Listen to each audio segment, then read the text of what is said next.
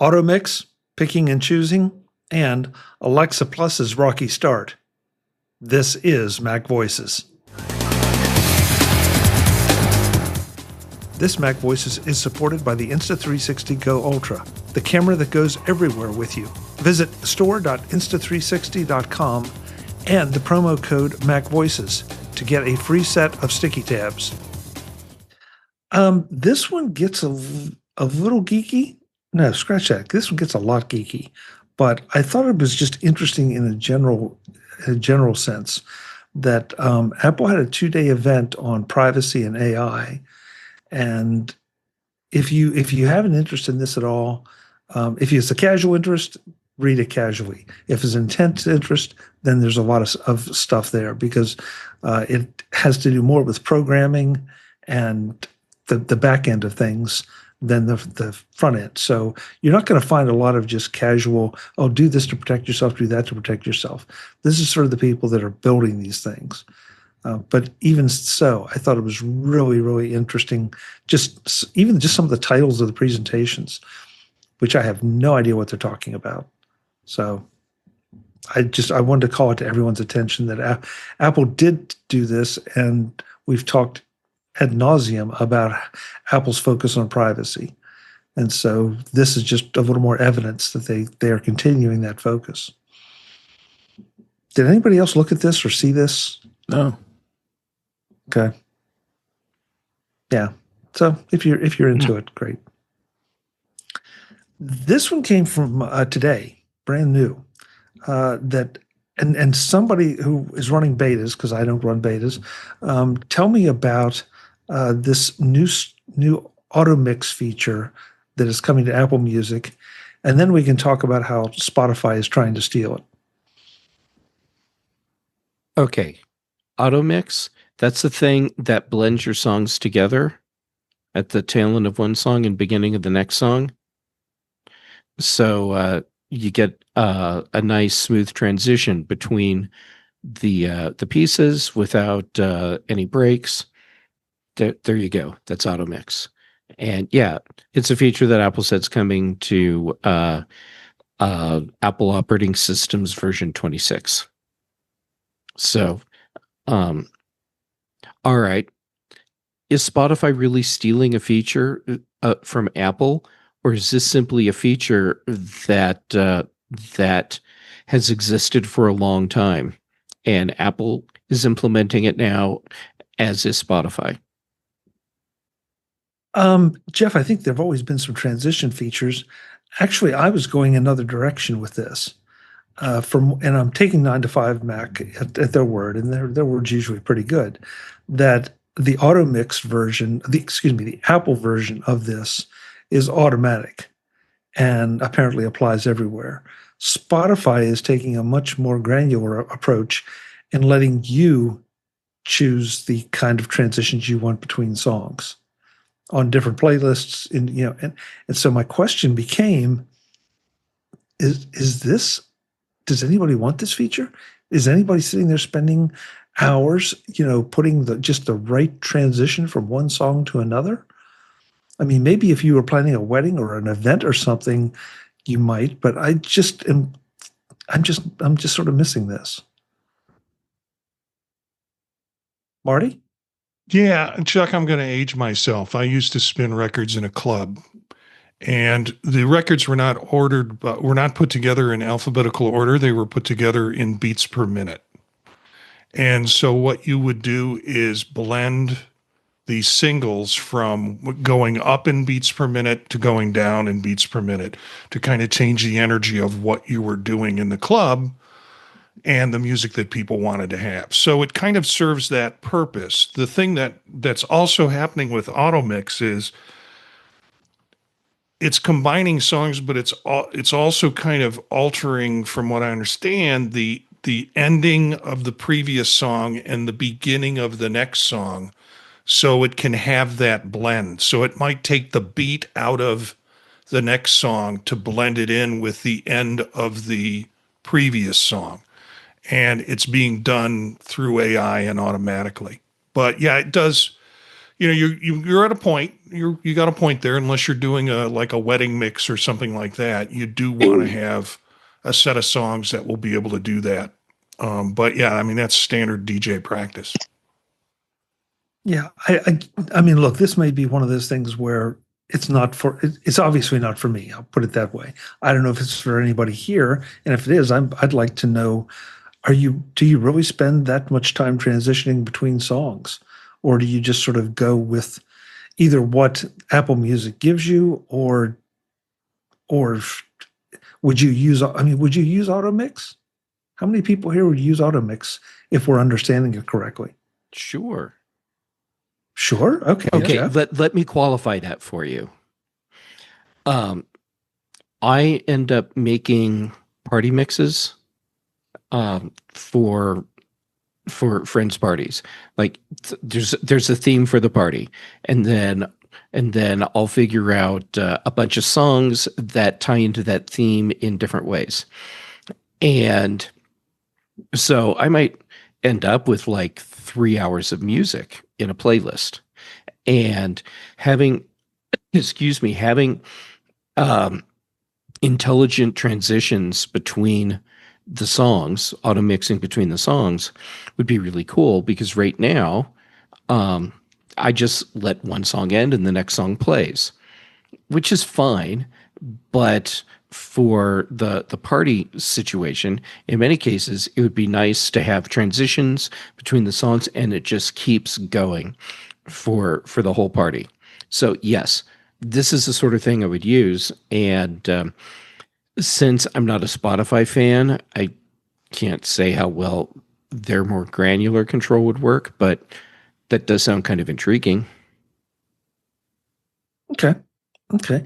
I mean, so you would spend the time to put transitions, to pick just the right transition for a 3-hour playlist, or would you just say everybody's doing other things and the music is in the background, and so AutoMix is fine?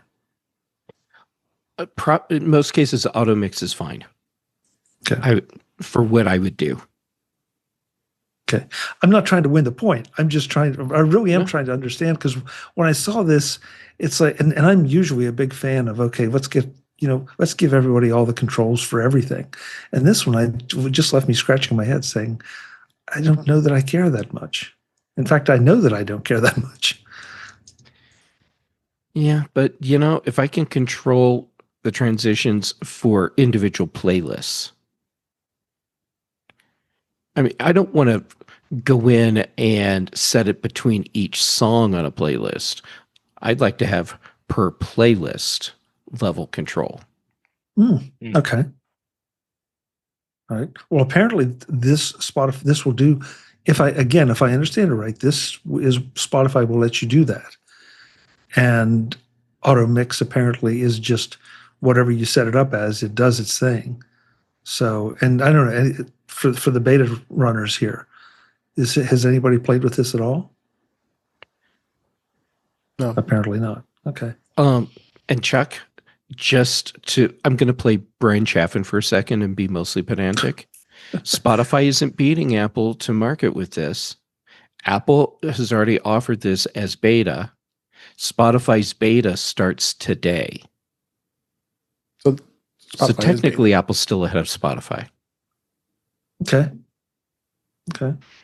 Barry in the chat room says, I will definitely try it. Usually I don't like overlapping tracks like iTunes used to do, but I'll give this a try because it's more than just an overlap. So, okay. Thank you, Barry. Report back to us, please.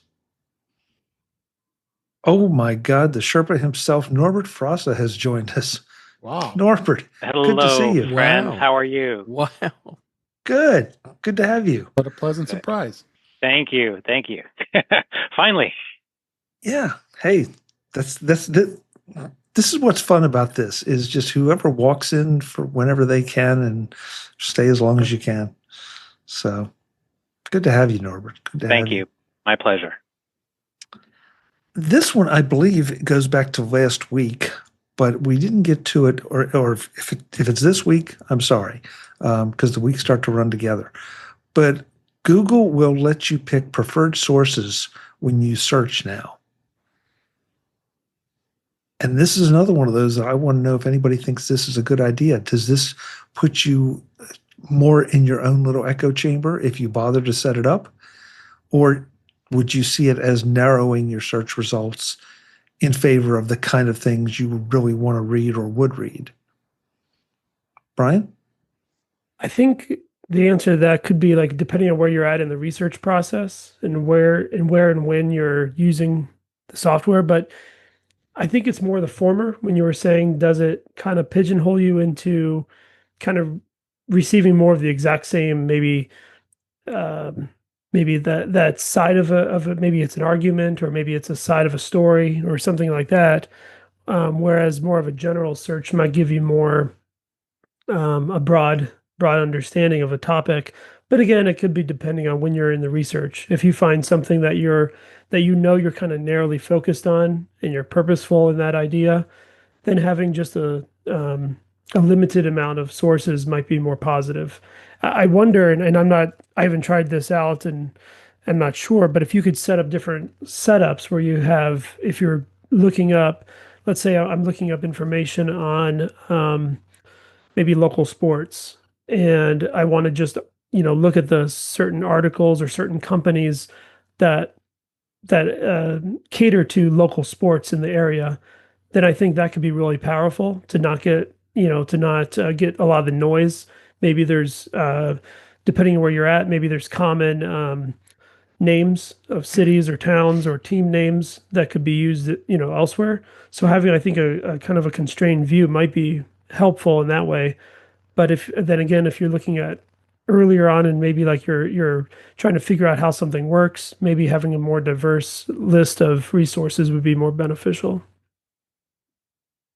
Marty? Yeah. Jeff had already typed in our own chat that it's both. What I think it is it gives Google more focused data on you. And that makes the data that Google gathers from you much more valuable. If it knows what my reading and information source interests are, it can sell that to marketers. I'll let Jeff pick the rest up. Couldn't it already get that from what you click on? In even more detail? This is you're just giving it the data up front. Yeah. Jeff, you want to run with that?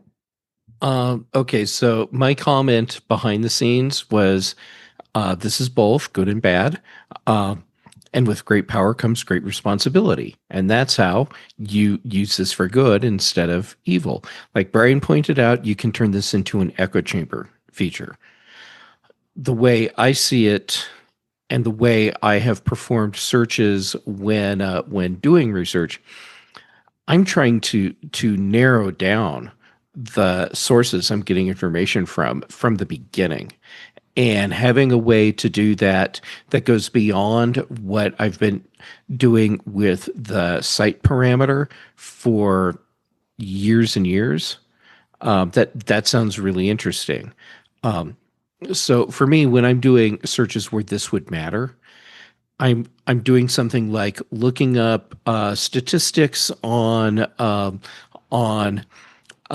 AI systems that have effectively thwarted breaches to cloud systems over the past 24 months, which, I mean, I just crafted something that's so fracking narrow in what I'm looking for. I don't want to have all the hot garbage coming up that I have to sift through. I know there's like 3 places that I can go that are going to have that information presented in different formats, and that's where I need that to come from. So let me choose the 3, 5, whatever number of sites that actually give me the information I'm looking for, and then show me just that. Yes, please. Okay. Jim? Well, I just commented in the private chat that maybe it would also be nice to have an unpreferred sources option. Like, I have learned that this website sucks and gives bad information. So please show it to me less or not at all. I do a lot of searches for programming stuff. So you definitely will find, you definitely get to learn that, oh yeah, if I see that in the search result, that's a good one. That source is always good. And also see others that it's like, oh yeah, don't click on those. They're a waste of time. So it seems like it could be potentially a good idea. It's all in the implementation. I think, Jeff wrote in our chat, and I think said, great power comes great responsibility. I think it's more like with moderate power comes moderate responsibility. Okay, I'll accept that. Jim is turning into a new kind of superhero. Moderate responsibility. So, Jim, I think it's an interesting idea. I have to wonder how long it would take for somebody to start filing a lawsuit against Google for giving people the option to block traffic to their site. And I don't even know if I don't know if that would fly, but I can't see how that would fly. And that's sort of like saying, well, the New York Times didn't publish my letter or any of my letters. It's even less so because that's an editorial decision on the part of the New York Times. But imagine if you could say, don't show me any letters to the editor from this person, or show me, I prefer these. I don't see how there could be anything actionable in that. Yeah, I agree, but I just feel like somebody would want to test the waters. And which side of the aisle would it come from? That would be the other thing. How many entities are going to get anywhere suing Google? Talk about deep pockets. I mean, it doesn't seem like a winning strategy unless you've got unlimited. And people already get mad at Google and YouTube.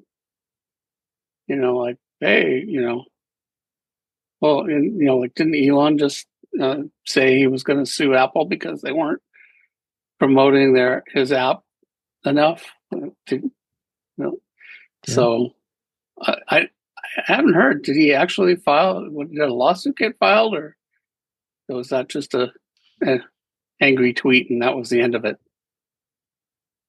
Well, I don't think. I was just going to say I haven't heard whether he's actually followed through on it.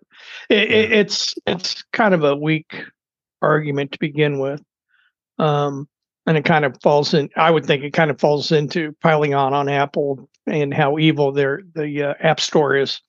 And even though it's a free app, you don't promote me as much. Yeah. What's he going to claim? He's a protected class. I don't know what the claim would be. So. Yeah. I'm thinking about Jim's concept, and I kind of like it because there are definitely places that I'd rather not see. Well, it's just like blocking on social media. Yeah. Yeah. Yeah, that's true. That's a better comparison. So, okay. So forget the lawsuit part, but yeah, I think I would be more likely to use the don't show me than to show me. Okay. Anybody else? Any thoughts? Eric, you're awfully quiet tonight. Send me the royalty checks, Google. Eric, are you thinking about this, or you don't care? Yeah, I mean, anything that gives me a slightly improved results from Google if I have to use them is a plus. So, yeah. I'm just not happy on the results I get back from Google, so I don't use them. But when I do, like what Jim said, if I could say, don't give me sites results from this site, it would greatly improve my life. instead of constantly having to, spend time ignoring that particular source.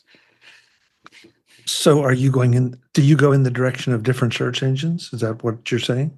Well, different search engines is nice. I'm not exactly sure how that will all turn out, but yeah, I mean, it's kind of like in Safari where you can say, don't use Google. I like that. Okay.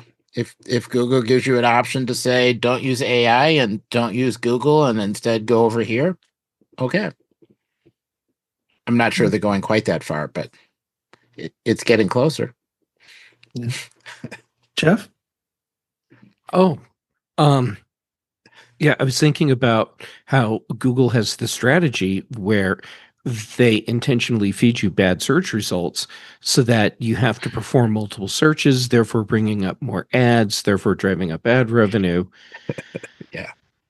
This could work against that strategy because you're now refining your search results before you even get them, which reduces the likelihood, at least to some degree, that you're going to have to perform 2 or 3 more searches before you finally see what you want.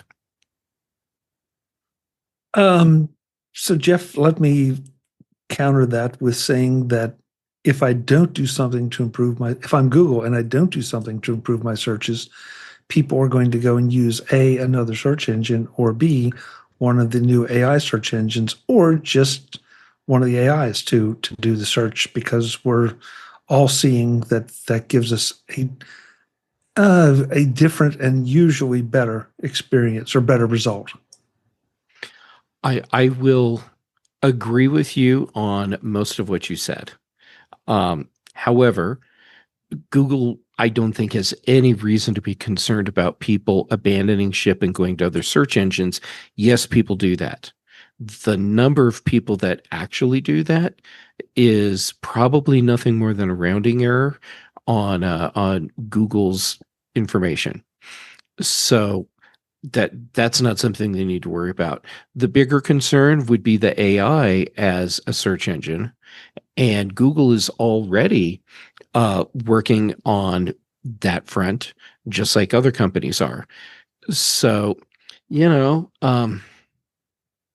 this could actually be Apple performing, or not Apple, Google performing some field research to better refine their AI only search engine. Okay. Yeah, I don't. I think it's interesting that after all this time, they've advocated for casting such a wide net. Now they're giving you the option to narrow it down a little. So we'll see what happens. The new Insta360 Go Ultra is the tiny 4K camera that goes with you everywhere. Sometimes the best camera is the one you actually take with you. That's why iPhone cameras have been so popular. But now there's a new kid on the block that is even easier to take with you at all times in all circumstances. The Insta360 Go Ultra is so small it literally fits in the palm of your hand, or clips right onto your shirt, hat, or even your backpack strap. No bulky gear, no complicated setup, just press and go. Despite its size, the Go Ultra punches way above its weight. Smooth stabilization, crisp video, and creative shooting modes that let you capture moments you'd otherwise miss. Whether you're on a bike ride, traveling, or just want to record everyday memories without dragging around a full rig, the Go Ultra disappears into your pocket until you need it. And here's the kicker: you don't sacrifice any quality for portability. This little powerhouse is designed to go wherever you go, so your next big moment doesn't slip away because you left your camera at home. Check out the Insta360 Go Ultra at store.insta360.com and use the promo code MacVoices to get a free set of sticky tabs with your order. Don't miss a shot, because with the Go Ultra, you'll always have a camera ready. Insta360.com and the promo code MacVoices. Thanks to Insta360 and the Go Ultra for supporting MacVoices. Speaking of picking, this is another one that I think may have come up for last week, but again, the weeks start to blend together. that now you can go back in ChatGPT and pick one of their older AI models as opposed to the latest and greatest GPT-5.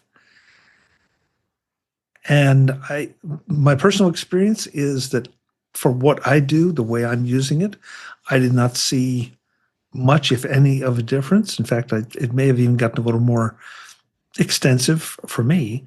But the people that had developed a quote unquote relationship with some of these other AI models, apparently that was a problem. And so they demanded they come back. There were also some reports that GPT-5 was not giving as good results.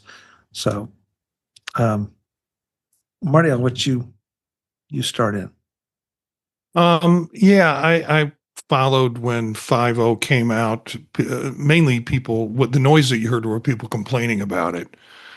Essentially, what I think the difference is, or my experience is, I used to have to put different components in.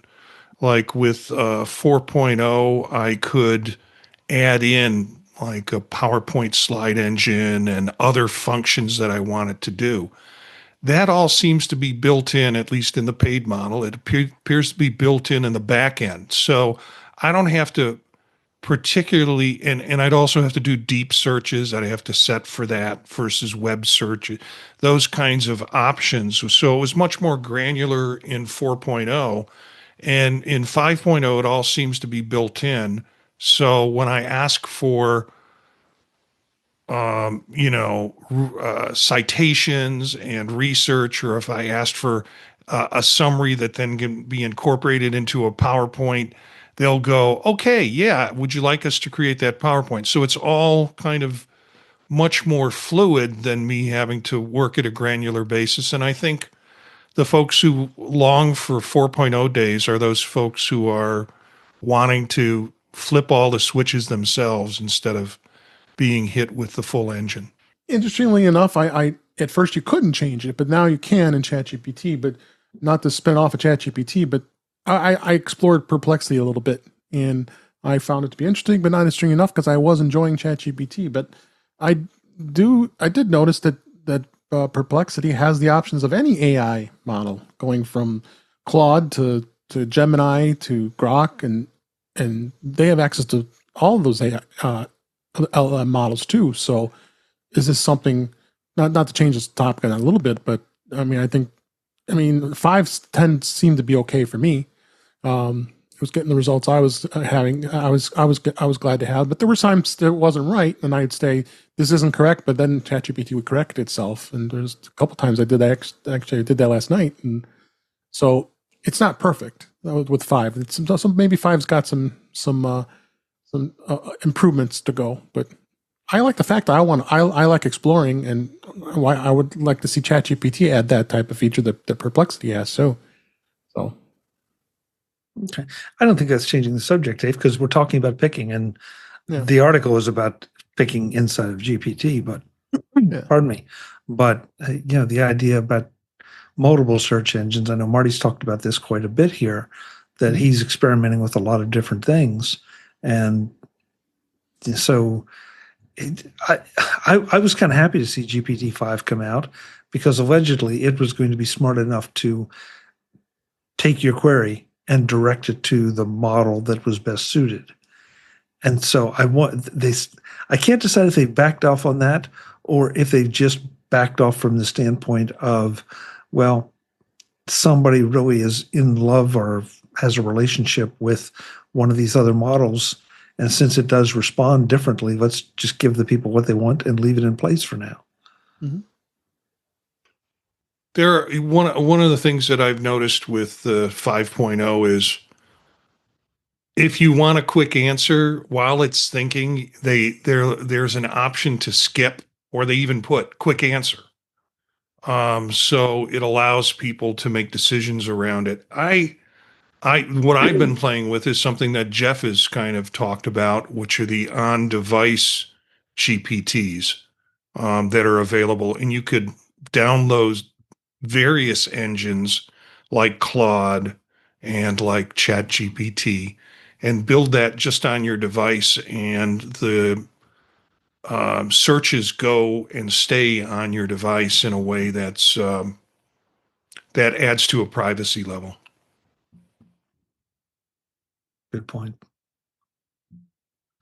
Norbert, you're quiet tonight. You showed up and we haven't heard from you. Do you have any strong feelings about this, about bouncing around either inside GPT or bouncing out to other search or LLMs? It seems like OpenAI thought it was a feature, and some of the users thought it was a bug. So a lot of kerfuffle about the changing. For me personally, the way I use ChatGPT, it didn't affect me at all. I wouldn't have even noticed that there was a big kerfuffle about allowing you to not choose or choose your models. What I find interesting is that OpenAI backtracked almost immediately and said, "Okay, we're sorry, we're going to change it back, and we'll try to figure it out." And I don't see anything wrong with backtracking and saying, "Okay, some of our users really got their pitchforks and their torches out about our changes."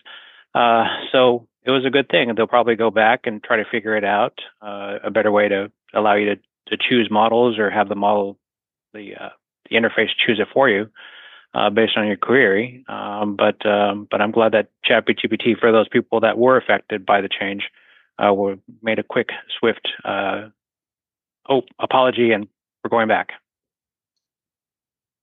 So it's safe to say you don't have a relationship with your large language model.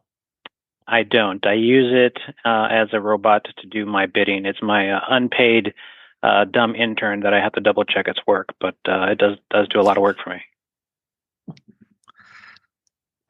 Right. Well, you better treat it nice. Look what happened to the Canadian Airlines when they didn't pay their people enough. Huh. Yeah. Sorry, Jeff. That's okay, Chuck. I'm easily entertained. You like that one? This one is from last week, I do believe, but I think it's still worth talking a little bit about because this one says Amazon's Rocky Alexa Plus. Amazon's Rocky A-Lady Plus launch might justify Apple's slow pace with the next gen S-Lady. And I thought it was an interesting point, and I think it's one that was made a few times on the show, that when Amazon came out and said, "Wow, we've got this, it's all ready to go, and it's going to work great," and then they brought it out, and it wasn't working so great, and now they've continued to bring it out, and it's still not working great. It seems to be and I've read multiple reports on this. I have not installed it. I've not asked for it, nor have I installed it, because my A-Lady does sort of like Norbert's. He, she, whatever, does what I want it to do, the way I want it to do it. If they get it straightened out, it would be lovely if it would do more things. But for right now, I'm okay with it until the bugs get worked out. And this just points back to why Apple's slow approach may be a better one. So, Brian? Yeah, when I was reading this, it made me think of a few weeks back when apparently there was a big meeting at Apple, and Tim Cook had addressed, several employees and mentioned something to the effect of, we weren't the first for the, whether it was, portable music player, whether it was, the phone, smartphone, all these different aspects. Apple wasn't first. They stood on the sidelines a bit, kind of looked at more that refined approach and came out with something that, obviously it has tons and tons of sales and continues to grow. It made me think also where they've also been wise maybe in the last year and a half with the Apple Intelligence, and it's maybe overpromise, underdeliver aspects that had come out too, and just kind of maybe again kind of that wise sit on the sidelines a little bit, take a look at where some of the pitfalls might be for this new technology from others, and then move forward. Okay. Marty? Yeah, I do have the A-Lady Plus. I signed up for it because I have Prime and I have a device that will do it. And so I signed up to be part of it as soon as it came out, and hoping that it would fix all the problems that I want out of the Yes Lady. Oh, bless your heart. And yeah, I know. And I'll tell you, the A Lady makes the S Lady look like the S Lady came here on an Einstein visa. She's gotten worse. And it's all these grandiose promises of what it can do are now backfiring on them. They're having the Apple experience that we had last year, basically, with intelligence and over-promising and under-delivering. Marty, what you just said about getting worse is exactly what I've heard. Are you talking about things not being fulfilled, or are you talking about just getting things completely wrong?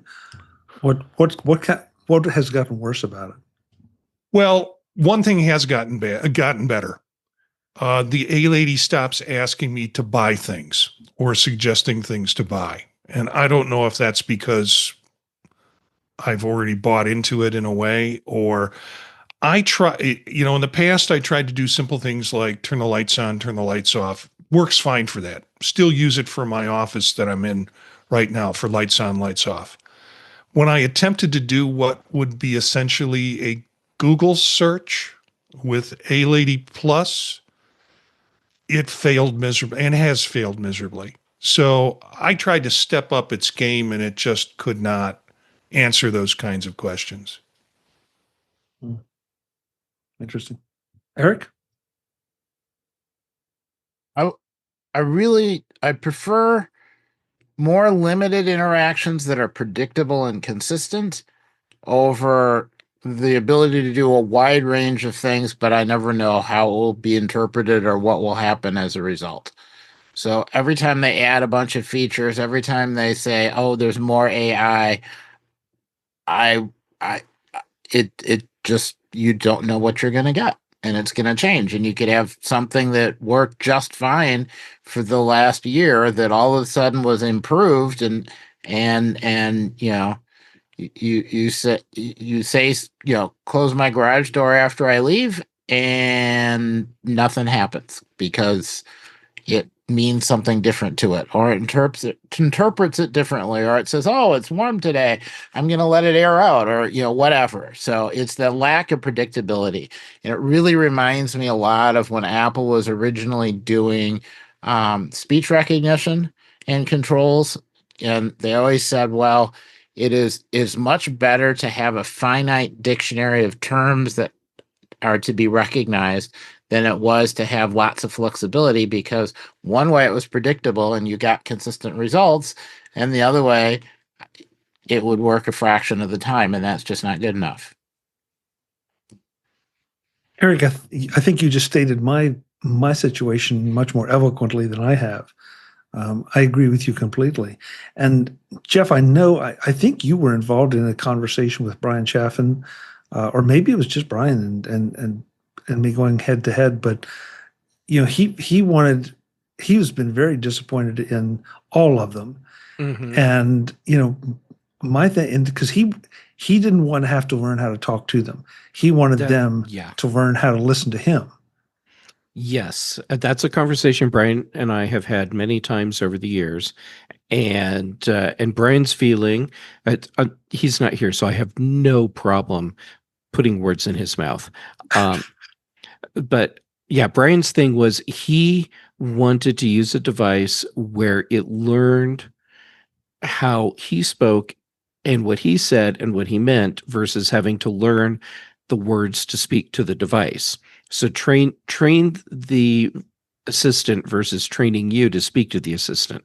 And he said he felt that the S Lady was much more in line with what he wanted, versus something like the A Lady, where you have to learn the right words to make it do its thing. My experience, having the A lady, the S lady, and the G lady all here in my place has been that it doesn't matter which one you use. You have to learn the right words to get each of them to do what you want. And in many cases, it's not the same word across all the devices. And I, at the time, and I still think we're not there yet. Oh, we're getting there. Not there. Well, Jeff, we're getting there because okay, let's just forget voice recognition for a minute. Right now, you can send a lot of queries to any of the large language models a lot of different ways and get back the results you need. So okay, that's different. But so yes, when I said we're not even close to there, I was thinking the voice assistant side. Right. But I guess where I was going with it is you need the processing power to interpret it, but I feel like the code is there somewhere. Now we just have to figure out how to go from voice to code. Yeah, that's the real trick, because we don't talk the way computers listen. If that makes sense. Yeah, I think it makes perfect sense. Visit MacVoices.com for show notes and to connect with Chuck on social media. Get involved in our Facebook group or like our Facebook page, and get more out of your Apple tech with MacVoices Magazine, free on Flipboard and on the web. And if you find value in it all, consider supporting us through either our Patreon campaign at patreon.com/MacVoices, or by making a one-time donation via the PayPal link on our front page and in the show notes of each episode. You will join these fine people who help bring you MacVoices.